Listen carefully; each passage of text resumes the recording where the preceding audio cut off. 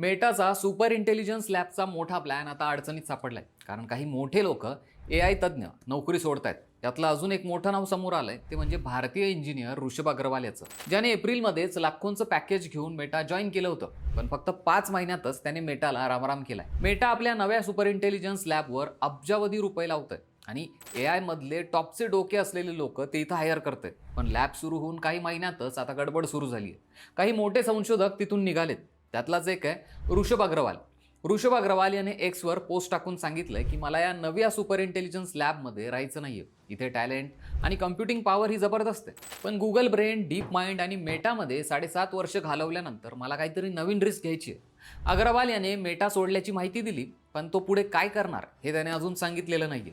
दुसऱ्या कंपनीत जाणार का, की स्वतःच काहीतरी बिझनेस सुरू करणार, की रिसर्च करणार, याबद्दल अजून काहीही कळालेलं नाहीये. मेटाने अग्रवालला कोटींचं पॅकेज देऊन हायर केलं होतं.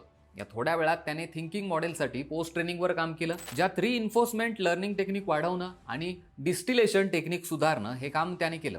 पण आता त्याने कोटी रुपयांच्या पगारीच्या नोकरीचा राजीनामा दिल्याने साहजिकच या गोष्टीची चर्चा होती.